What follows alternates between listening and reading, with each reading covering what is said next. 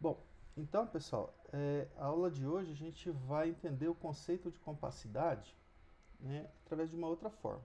Tá? Então, só relembrando aqui, o que a gente viu, né? Então, se eu tenho aqui, vou falar um pouquinho, fazer uma revisão. Tá? Então, se eu tenho M aqui, um espaço métrico,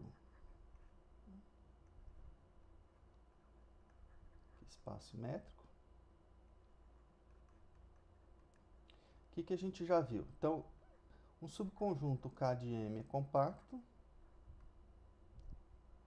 Isso aqui é a definição, né? Se toda sequência em K possui uma subsequência que converge para um ponto de K. Então, peguei uma sequência. Então, se eu quero verificar se ele é compacto, eu tenho que pegar qualquer sequência e mostrar que tem uma subsequência que converge com um ponto do conjunto. Aí ele é compacto. Né? Bom, a gente viu que compacidade, né? Se eu tenho uma função aqui de mn espaços métricos, né? Se eu tenho K contido, aqui contínuo. Se eu tenho K contido em M compacto, a imagem f de K é compacto. Então a gente fala que a compacidade é um invariante topológico, porque ele é preservado por funções contínuas. Então se eu tenho aqui dois espaços métricos, né, como que a gente garante que é um invariante topológico, né? Então, bom, se essa função ela é contínua, ela manda compacto em compacto. Em particular, então, se eu tiver um espaço aqui, por exemplo, se o M for compacto e o N não vai existir um homeomorfismo entre os dois. Tá? Isso a gente consegue garantir. Então, a gente fala o compacidade é um invariante topológico. O que mais que a gente mostrou? A gente mostrou, claro, que se ele é compacto, né? Ele é, então, K é fechado e totalmente limitado.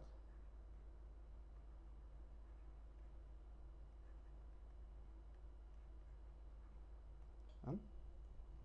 Então, se o K é compacto, ele é fechado e totalmente limitado. Fechado, né? Teve mais alguns resultados que a gente viu, mas o que significa isso especificamente, né?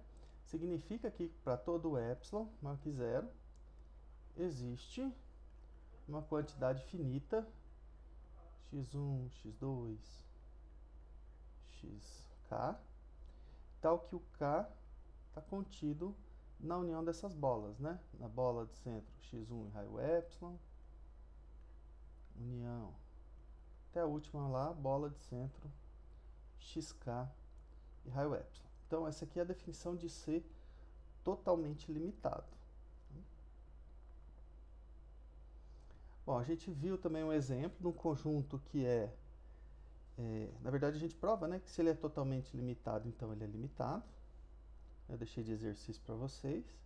E a gente viu um exemplo de um conjunto que é limitado, mas não é totalmente limitado, né? Então, só lembrando que a gente vê o conjunto dos números naturais, né, contido em R, mas aqui eu vou pensar, por exemplo, N com a métrica 0,1. Né? A métrica 0,1, 0,1 é limitado, porém não é totalmente limitado. Tá? Totalmente limitado. As métricas usuais não vai funcionar, porque, por exemplo, em R, se eu for olhar isso aqui com a métrica usual, a noção de limitado e totalmente limitado vão ser equivalentes. Tá?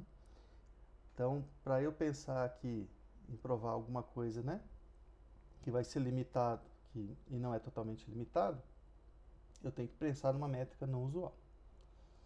Bom, agora a gente vai caracterizar, né, a compacidade através dos abertos do conjunto. Tá? Então, essa parte aqui que a gente trabalha a noção mais geral, compacidade.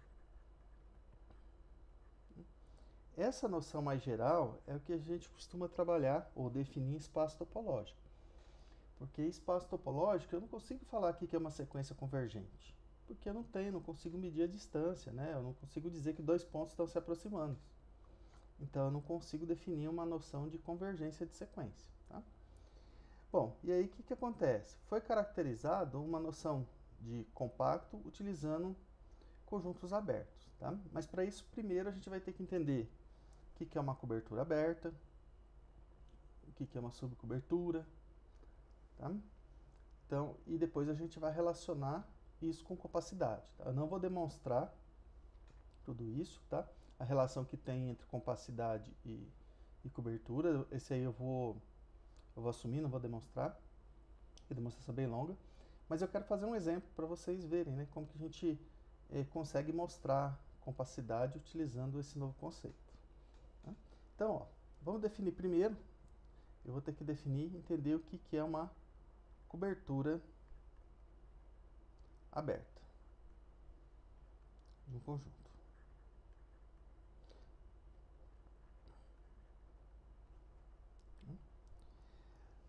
Então, ó, bom, vamos pegar aqui, seja M espaço métrico,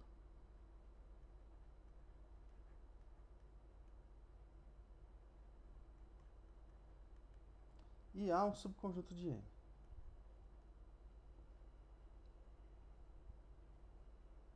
Então, bom, uma cobertura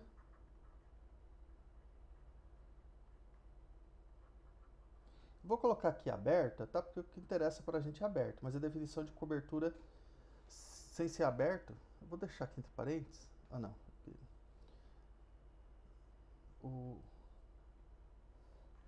A gente pode chamar também de recobrimento.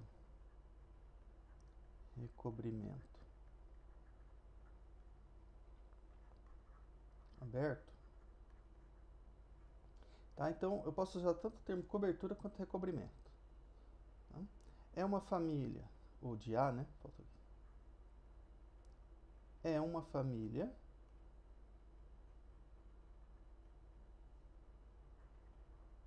F aqui, ó, de subconjuntos de M abertos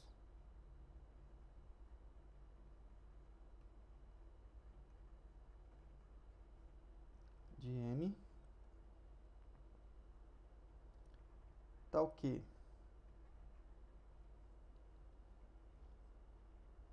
aqui deixa eu só melhorar aqui que eu vou escrever aqui uma família. Então, família de abertos aqui, ó, G lambda com lambda pertencente a L, é uma família de subconjuntos, né? Ou seja, os elementos dessa família são subconjuntos abertos de M.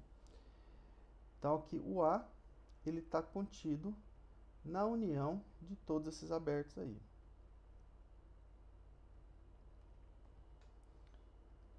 Isso que é uma cobertura aberta. Ah, se eu tirar a palavra aberta aqui, aí eu posso tirar aberto aqui. É que para a gente, para estudar compacidade, a gente trabalha com cobertura aberta, tá? Mas se eu omitir aberto aqui, aí é uma família de subconjuntos de M, tal que ela está contida na união. Vou deixar o aberto justamente por causa disso, porque a caracterização de compactos é por cobertura aberta. Bom, aqui por exemplo, né? Um exemplo de uma cobertura. Se eu pegar aqui, bom, vou pegar fácil, né? Vou pegar o meu espaço métrico M como sendo R. E o A aqui, por exemplo, vou pegar o conjunto dos números naturais. E eu vou pegar quem que vão ser meu G lambda? G lambda vai ser o conjunto das bolas abertas. Aqui, na verdade, como é natural, fica mais fácil de indexar. Vou colocar aqui quem que é o Gn. Eu vou indexar de acordo com o índice aqui dos naturais. Vai ser a bola aberta de centro N e raio, por exemplo, sei lá, 2.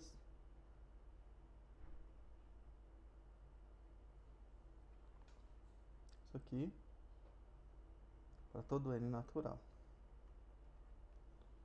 Então, ó, bom, tô pegando aqui, vou colocar a reta aqui, né, só pra gente... Aqui, claro, eu não tô falando a métrica, é a métrica usual, né? Então, vou pegar aqui, ó.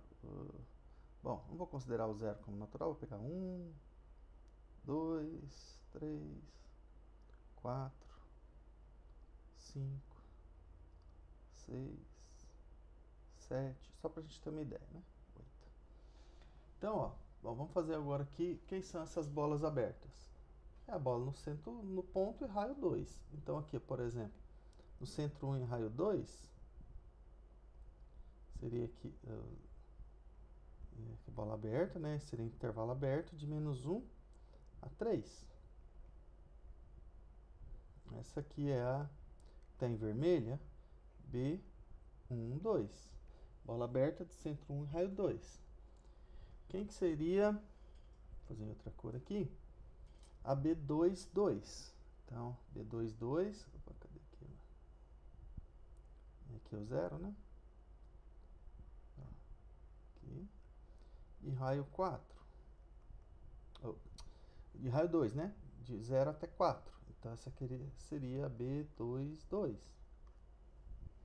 A B3, 2. Vou fazer amarelo aqui, ó. Vai ser o quê? Ó? Bom, agora eu estou no 3. Então, vai ser de 1, intervalo aberto, de 1 até o 5. Esse aqui seria B3, 3. E assim por diante, né? Vou colocar mais uma aqui, ó. Bola aberta de centro 4 e raio 2. Ele vai do 2 até o 6. Esse intervalo aberto aqui. Bola aberta de centro 4 e raio 2. Tá?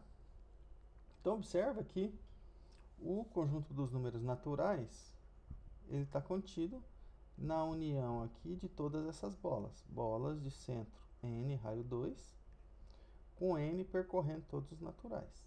Tá? Então, essas bolas aí formam uma cobertura aberta. Né?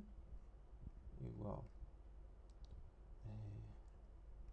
B, bola aberta de centro N raio 2, N natural, é uma cobertura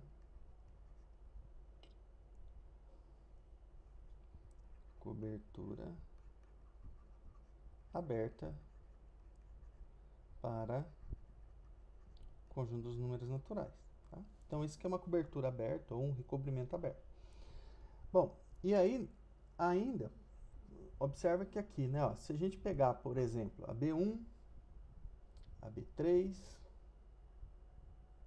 a B5, a B7, ele ainda vai continuar cobrindo. Ó. Observa aqui, vamos ver B1. A bola aberta de centro 1 e raio 2. Ele vem até o 3. Depois, se eu pegar aqui a bola aberta de centro 3 e raio 2, ele vai do 1. Então, ó, essa amarela aqui, ó, cadê? Que é do 1, isso, do 1 ao 5, né? Esse intervalo aqui do 1 ao 5, ele está contido no intervalo 0, 3, 2, 4. Não, perdão. Eu falei errado, né? Deixa eu ver. Ó, o intervalo, vou pensar no de 102, de 0 a 4, ele está contido no intervalo menos 1, 3, que está em vermelho, união com preto, 2, 6. Então, observa que ele não precisaria aqui, porque se eu pegasse só o B1, 2 e o B3, 2, o B2, 2 estaria na união desses conjuntos. Eu posso tirar ele da cobertura. Tá? Então, se ainda existir um subconjunto aqui, ó, dessa cobertura, tá? Que a gente fala uma subfamília, né? Que ainda cobre o conjunto, essa subfamília é chamada de subcobertura. Tá? Depois eu comento ali daquele exemplo ali. Então, ó, colocar assim, se F é uma cobertura aberta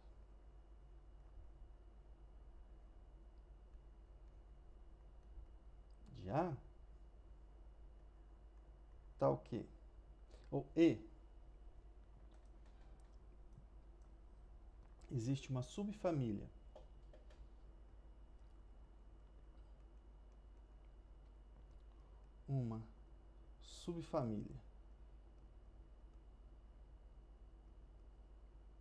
de F que ainda cobre o conjunto, subfamília, vou colocar aqui F' de F com F' sendo uma cobertura de A,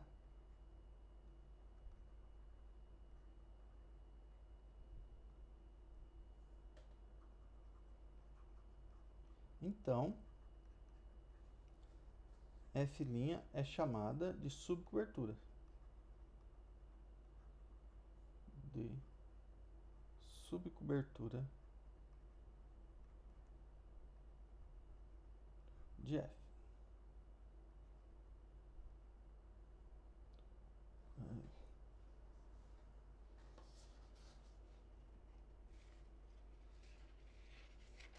Subcobertura de A, né? A cobertura é do conjunto. Opa, desculpa. Tá? Então, ó, se eu for olhar nesse exemplo que eu coloquei aqui em cima,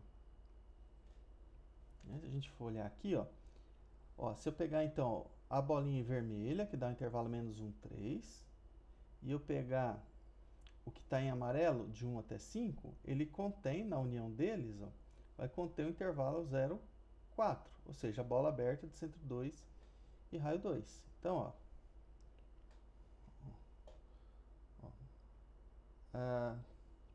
então vamos voltar ao exemplo lá, no exemplo.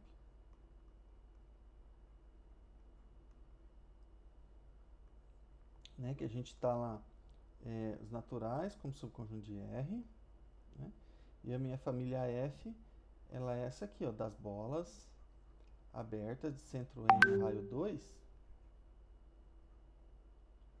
natural. Então,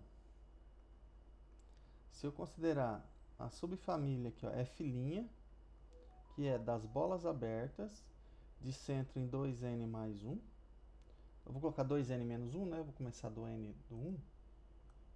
Tá? Aqui eu estou começando do N a partir do 1, então vai ficar 2N menos 1. E raio 2, isso aqui é uma subcobertura. Cobertura de F, de A, ou de N, né? Por quê? É a subcobertura dessa. Aqui é exatamente o mesmo que está acontecendo. Aqui eu coloquei. Não, vou colocar os pares, desculpa. Coloquei 2N menos 1, vou colocar só 2N. Vou tirar os pares. Eu posso tirar os pares ou ímpar, tá? Aqui tanto faz. Mas o exemplo que eu pensei lá era tirando os pares, né? Ó, por quê? Ó, o que acontece aqui? Vamos olhar aqui de novo. Ó. A bola de centro 2 e raio 2 é o que está em verde aqui, ó, de 0 até 4. Essa bola está contida na união, ó, na bola de centro 1 e raio 2, que é de menos 1 até 3, com a bola de centro 3 e raio 2, que vai de 1 até 5. Ou seja, o verdinho está, se eu pensar aqui, observe que ele tem interseção não vazia, né? A bola de centro 1 e raio 2 e de centro 3 e raio 2, tem essa parte aqui que é interseção. Mas de menos 1 até 5 é dado pela união das bolas de centro 1 e raio 2 com a bola de centro 3 e raio 3. E essa bola aqui está contida dentro desse intervalo. Então, eu posso tirar ela da cobertura que ainda continua cobrindo. Tá? Né? Ó, isso aqui. Ó, note que a bola de centro 2N, perdão, 2,2N raio 2, ela está contida,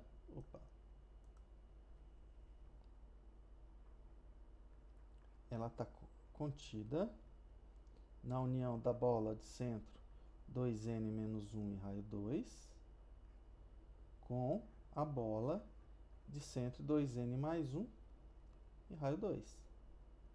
Quando eu ponho n igual a 1, 2, 2, 1, né? Bola de centro em 2 e raio 2, bola de centro 1 e raio 2, união, bola de centro 3 e raio 2. Depois, a bola de centro 4 e raio 2 está contida na união bola de centro 3 e raio 2 com a bola de centro 5 e raio 2.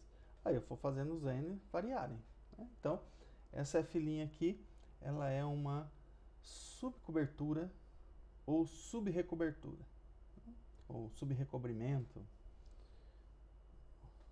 Aqui eu coloquei, perdão, recobrimento ou recobrimento, né? Tá? Bom, se esse conjunto aqui, ó, F' é finito, aqui nesse caso não é, tá? Se... Não, deixa assim. Depois eu defino aqui embaixo. É porque senão eu vou misturar com um exemplo que vai virar confusão. Tá? Então, ó, bom, o que é a condição de Heine-Borel?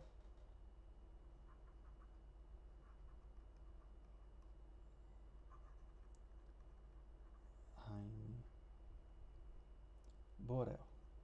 Deixa eu escrever melhor aqui, senão é H-E-I-N-E, tá?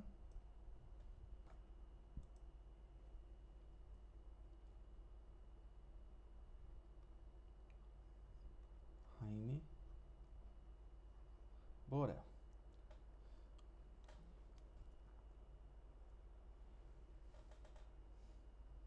Ó, então vamos colocar lá. Seja, né, o M espaço métrico, ou seja, e A um subconjunto de M. Então, dizemos que A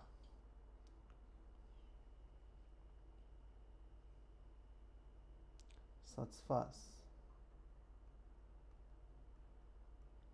a condição de Heine-Borel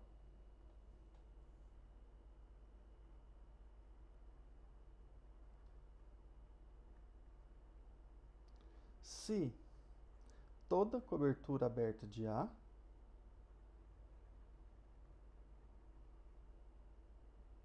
aberta F de A possui uma subcobertura finita. Ou seja, a subcobertura vai ter uma quantidade finita de elementos, né, que são abertos. Possui uma subcobertura F' finita. Significa isso, né? F' possui uma quantidade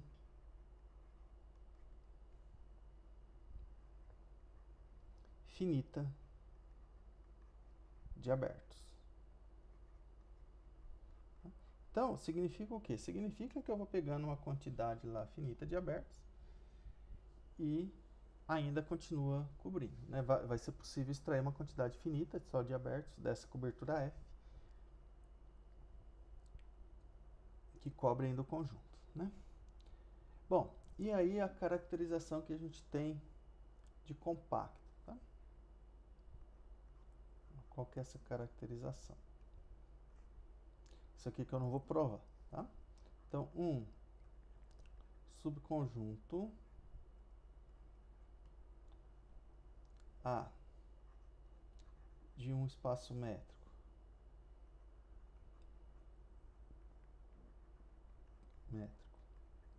M é compacto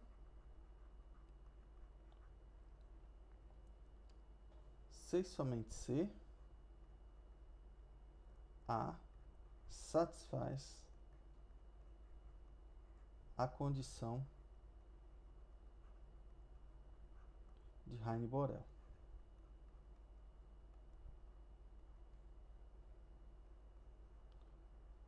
Ou seja, no fundo, Um subconjunto do espaço métrico é compacto se e somente se toda cobertura aberta admite uma subcobertura finita. Tá? Então, isso aqui que eu falei, né? Que eu não vou provar. Mas qual que é a importância disso, né? Isso aqui, ó, permite a gente generalizar essa noção de compacto para espaços topológicos gerais. Por quê? Bom, eu consigo definir o que é uma cobertura. É uma família de subconjuntos abertos que contém o conjunto está contido na união delas. A gente fala aqui, essa família cobre o conjunto, né? Porque o conjunto está contido na união dos elementos dessa família. Se eu for olhar no espaço topológico, bom, eu tenho o que é aberto. Eu sei que é inclusão de conjuntos, então eu sei dizer que um conjunto está contido no outro. Tá? Então eu consigo generalizar essa noção de compacto para espaços mais gerais, para espaços topológicos, porque a topologia ela define a estrutura do conjunto. Né? Então a gente foi, vamos dizer assim, generalizando. A gente saiu da caracterização da reta, do Rn, né, com a métrica usual, que é compacto se somente se é fechado e limitado. Aí para o espaço métrico a gente generalizou via sequência, né? Então toda sequência do conjunto possui uma subsequência convergente. E agora a gente está generalizando para a cobertura. Né? Então o conjunto ele vai ser compacto se somente se toda cobertura aberta admite uma subcobertura finita. E aí com essa definição de compacto a gente consegue entender ou definir o que é compacto no espaço topológico geral. Né? Claro que o objetivo aqui não é estudar isso, mas a gente consegue ir generalizando. E são todas equivalentes. Tá? Se eu for olhar na reta, por exemplo, eu posso caracterizar por fechado e limitado, por sequência, né? Toda sequência possui subsequência que converge para o ponto do conjunto, ou pela condição de Heine-Borel. Toda cobertura aberta admite uma subcobertura finita.